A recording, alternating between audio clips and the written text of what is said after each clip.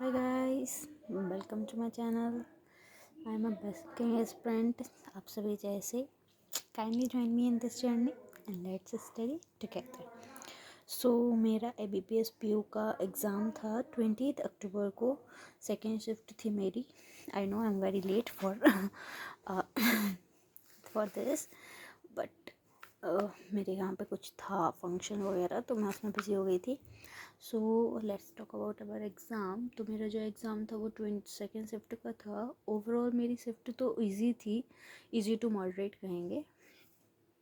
तो हाँ, easy to moderate थी.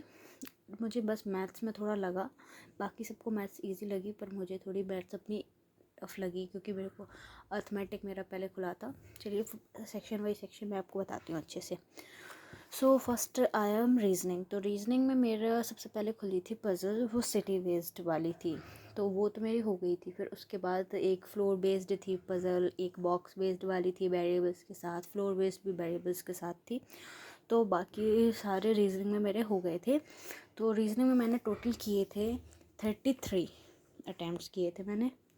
बट मैं एक और कर सकती थी, मैंने वो टिक भी कर दिया था. वो वर्ड फॉर्मेशन वाला था, उसमें वर्ड भी बना लिए थे मैंने और उसका आंसर भी आ रहा था. मैंने आंसर भी टिक कर दिया, पर मैं सेव एंड नेक्स्ट करना भूल गई. भूल क्या गई मैं, हो ही नहीं पाया वो. टाइम ही अप हो गया. फिर उसके बाद तो मेरे रीजनिंग में 33 ही हो पाए हैं. फिर इंग्लिश में मेरे हुए हैं. इंग्लिश में मैं पहले बताती हूँ. सबसे पहले आरसी खुला था मेरा. तो आरसी में तो मेरा अच्छा, हाँ आरसी हो गया था. इजी था आरसी तो. और आरसी इजी था. फिर उसके बाद वो आरसी के बाद शायद हाँ एरर डिटेक्शन वाला खुला था मेरा. तो एरर डिटेक्शन में बस मुझे ये लग रहा था कि थोड़ा डाउट था उनमें, तो मैंने उनको मार्क फॉर रिव्यू कर दिया था एरर डिटेक्शन के कुछ 2-3 क्वेश्चंस को, और एक मैंने छोड़ दिया था उसमें से. फिर उसके बाद मेरा पैराजम्बल था, तो वो 6 क्वेश्चंस थे उसमें, वो बनाना था. वो सीक्वेंस आ गया था मेरा, तो वो वाला पैराजम्बल सही था. और फिर उसके बाद थोड़ा हाँ स्पेलिंग एरर वाले भी थे, वर्ड स्वैप भी थे. तो ये सब करके मेरे टोटल अटैम्प्ट्स 29 हो रहे हैं. मैं बताती हूँ कैसे. जो मैंने मार्क फॉर रिव्यू करे थे ना, वो मेरे का टाइम ही ख़त्म हो गया था. तो मेरे मार्क फॉर रिव्यू में वापस ही नहीं जा पाई उनको चेक करने, कि मैं चेक करके उनको देख लूँ. तो मुझे लगता है इंग्लिश में हाँ एक्यूरेसी मेरी 95% रही है एक्यूरेसी इसमें. थोड़ा सा मुझे बस डिटेक्शन वाले क्वेश्चंस में लग रहा है, बाकी ओवरऑल तो ठीक था. नाउ आते हैं मैथ्स पे. तो मैथ्स का ये सीन हो गया कि सबसे पहले अरिथमेटिक खुला था.